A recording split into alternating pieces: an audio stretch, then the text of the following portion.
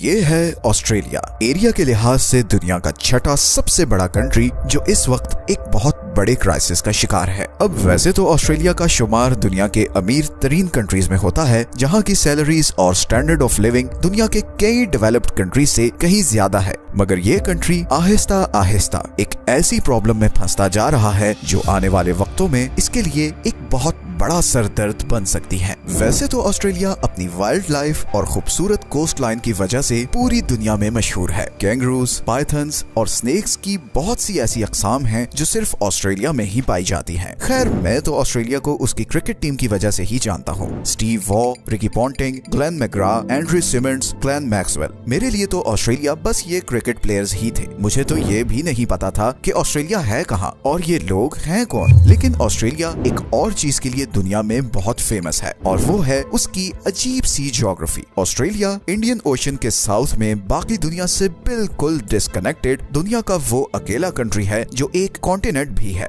अगर हम ऑस्ट्रेलिया का मैप देखें तो एक चीज बड़ी ऑब्वियस नजर आती है कि ऑस्ट्रेलिया के करीबन 90% एरिया पर रेगिस्तान है और इसीलिए ऑस्ट्रेलिया की 85% पॉपुलेशन इधर ऑस्ट्रेलिया की कोस्ट लाइन पर रहती है। तो अगर देखा जाए तो करीबन 85 to 90% ऑस्ट्रेलिया बिल्कुल खाली है। ऑस्ट्रेलिया की 75% आबादी सिडनी, मेलबर्न और ब्रिस्बेन इन 3 शहरों में रहती है और ये तीनों शहर ऑस्ट्रेलिया की कोस्ट लाइन पर हैं। ऑस्ट्रेलिया की इस पॉपुलेशन पैटर्न को समझने के लिए हमें हिस्ट्री में जाना पड़ेगा, बिकॉज ऑस्ट्रेलिया पूरी ह्यूमन हिस्ट्री में गुमनाम रहा है और इसे विलियम जैन नाम के एक डचमैन ने 1606 में पहली बार डिस्कवर किया, जब वो इंडोनेशिया से ट्रेड का सामान लेकर वापस जा रहा था और रास्ते में समुद्री तूफान की वजह से उसकी शिप इधर टिमोर सी में आ गई और वहीं उसे दूर एक जजीरा नजर आया। ये ऑस्ट्रेलिया था। विलियम ने वापस जाकर सबको इस आइलैंड की खबर दी और फिर 1770 में British explorer captain James cook अपने चंद साथियों के साथ इस सफर पर निकला और ऑस्ट्रेलिया की ईस्टर्न साइड पर बॉटनी बे पर आकर रुका। वो और उसके साथी जब यहाँ पर उतरे तो उनकी लोकल लोगों के साथ जबरदस्त लड़ाई हुई और कैप्टन कुक को जान बचाकर वापस भागना पड़ा। फिर 8 साल बाद कैप्टन आर्थर फिलिप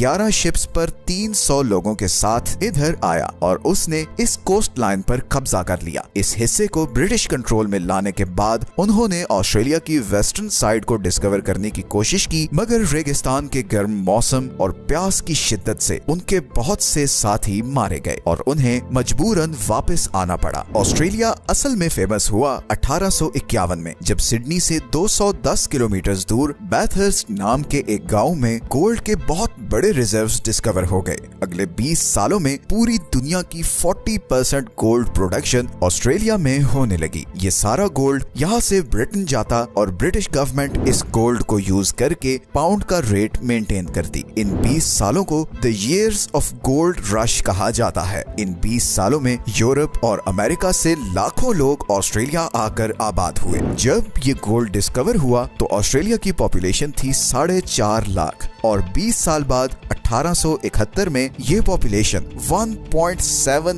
मिलियन तक पहुंच चुकी थी। 1871 से 1900 तक ऑस्ट्रेलिया इन 6 कॉलोनीज में डिवाइडेड था। फिर 1901 में ये सब कॉलोनीज इकट्ठी हुई और कॉमनवेल्थ स्टेट ऑफ ऑस्ट्रेलिया के नाम से एक कंट्री वर्ल्ड मैप पर आया और इसके बाद ऑस्ट्रेलिया की तरक्की का सफर शुरू हुआ। उस वक्त ऑस्ट्रेलिया में व्हाइट लोगों के अलावा किसी और को इमिग्रेशन नहीं दी जाती थी और अगले 60 साल तक ऐसा ही रहा। फिर फाइनली 1967 में नॉन व्हाइट इमिग्रेशन पॉलिसी खत्म कर दी गई और इमिग्रेशन का क्राइटेरिया स्किन कलर से हटाकर स्किल सेट कर दिया गया, जिसके बाद एशिया, मिडिल ईस्ट और पैसिफिक से हजारों लोग ऑस्ट्रेलिया में आकर आबाद होना शुरू हुए और आज की डेट तक बहुत से कल्चर्स और कंट्रीज से लोग ऑस्ट्रेलिया आकर आबाद हो रहे हैं और इसीलिए ऑस्ट्रेलिया अब एक मल्टीकल्चरल कंट्री है जहां पर आपको हर रेस और रिलीजन के लोग मिलेंगे। आज ऑस्ट्रेलिया दुनिया का सबसे फ्रेंडलीएस्ट कंट्री है और क्वालिटी ऑफ लाइफ के लिहाज से वो दुनिया में 8th नंबर पर है और इसीलिए साउथ एशिया के बहुत से लोगों के लिए वो एक ड्रीम कंट्री भी है। मगर मगर ऑस्ट्रेलिया एक ट्रैप में फंसता जा रहा है। ऑस्ट्रेलिया पिछले कुछ सालों में दुनिया के लीस्ट अफोर्डेबल कंट्रीज की लिस्ट में टॉप पर आ चुका है। ऑस्ट्रेलिया के 3 शहर टॉप 10 अनअफोर्डेबल सिटीज की लिस्ट में आ चुके हैं। सिडनी हांगकांग के बाद दुनिया का दूसरा सबसे महंगा शहर है। ऑस्ट्रेलिया को अनअफोर्डेबल बनाने में उसकी हाउसिंग मार्केट का बहुत बड़ा रोल है। अभी तक की वीडियो देखकर तो आप यही सोच रहे होंगे कि ऑस्ट्रेलिया में इतनी ज्यादा खाली जगह है तो यहाँ पर घर लेना तो बहुत ही अफोर्डेबल होगा, मगर रियलिटी इसके बिल्कुल ऑपोजिट है। लेकिन इससे पहले मैं थोड़ा सा ऑस्ट्रेलियन मेंटालिटी के बारे में आपको बताता हूँ। वैसे तो दुनिया में आप कहीं भी हो अपना घर लेना हर इंसान की ख्वाहिश होती है, मगर ऑस्ट्रेलियंस के लिए घर एक नेशनल आइडेंटिटी है। ऑस्ट्रेलिया में घर को स्टेबिलिटी और खुशहाली की निशानी समझा जाता है। आज भी 75% ऑस्ट्रेलियंस के नजदीक अपना घर होना उनकी टॉप प्रायोरिटी और ड्रीम है, मगर ये ड्रीम अब आहिस्ता आहिस्ता डेड होता जा रहा है। एंड लेट मी एक्सप्लेन कि मैं ऐसा क्यों कह रहा हूँ। 1970 में सिडनी में एवरेज एनुअल सैलरी थी $4,200 और उस वक्त एक नॉर्मल घर की प्राइस थी अराउंड $18,700। 2024 तक ये एवरेज एनुअल सैलरी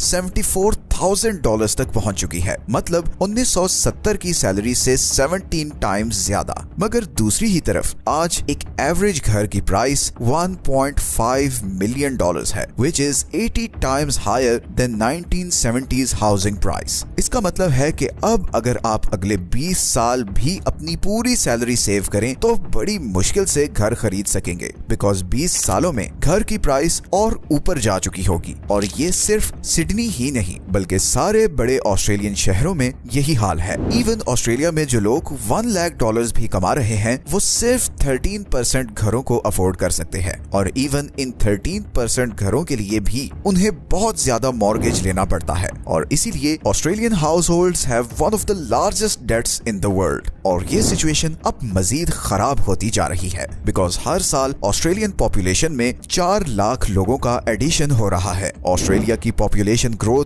कनाडा और यूएसए से ऑलमोस्ट डबल है। इस पॉपुलेशन ग्रोथ की सबसे बड़ी वजह इमिग्रेशन है। हर साल चाइना और साउथ एशिया से हजारों लोग ऑस्ट्रेलिया आते हैं। इनमें से कुछ लोग तो सालों बाद ऑस्ट्रेलिया के नेशनल बन जाते हैं, मगर बहुत से लोग लाखों रुपए डिग्री पर खर्च करके भी नेशनैलिटी नहीं ले पाते, और वो ऑड जॉब्स करके और डिफरेंट छोटे मोटे कॉलेजेस में एडमिशन लेकर अपना वीजा एक्सटेंड करते रहते हैं, इसी उम्मीद पर कि कभी तो पॉइंट्स पूरे होंगे और उन्हें पीआर मिल जाएगी। लेकिन इतने ज्यादा इमिग्रेंट्स को अकोमोडेट करने के लिए जितने घरों की डिमांड है, सप्लाई उससे बहुत कम है। और इसी सप्लाई और डिमांड के फर्क की वजह से ऑस्ट्रेलिया में घरों की प्राइस को तो जैसे आग लगी हुई है, क्योंकि 90% ऑस्ट्रेलियंस इन्हीं 4 शहरों में रहते हैं। गो के बीच में पूरी जमीन खाली पड़ी है, मगर वो इस काबिल नहीं कि वहाँ कुछ भी उगाया जा सके या वहाँ जिंदगी गुजारी जा सके। इसीलिए इस बढ़ती हुई पॉपुलेशन के लिए बस ये 3-4 शहर ही बचते हैं। अब क्योंकि सारी जॉब्स और यूनिवर्सिटीज भी इन्हीं शहरों में हैं, तो इमिग्रेंट्स और स्टूडेंट्स भी इन्हीं शहरों में आते हैं। अब ऑस्ट्रेलिया के पास एक ऑप्शन तो ये है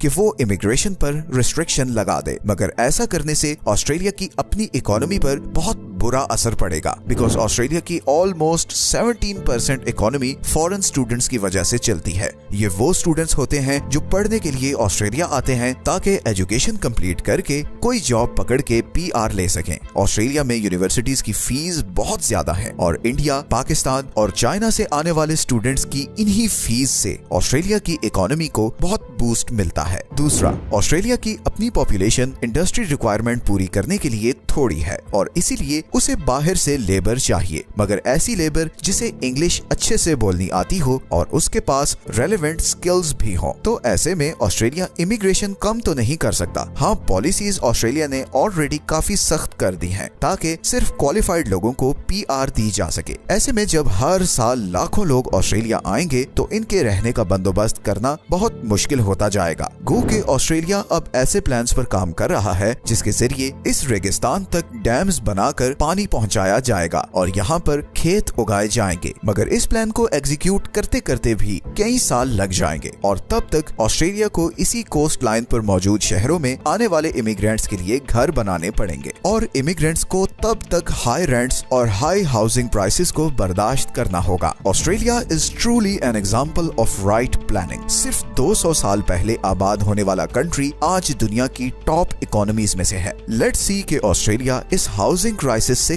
कैसे निपटता है। वीडियो अच्छी लगी है तो इसे लाइक और चैनल को सब्सक्राइब जरूर कर लें। मिलते हैं नेक्स्ट वीडियो में एक और इंटरेस्टिंग टॉपिक के साथ। तब तक अपना ख्याल रखें। अल्लाह हाफिज।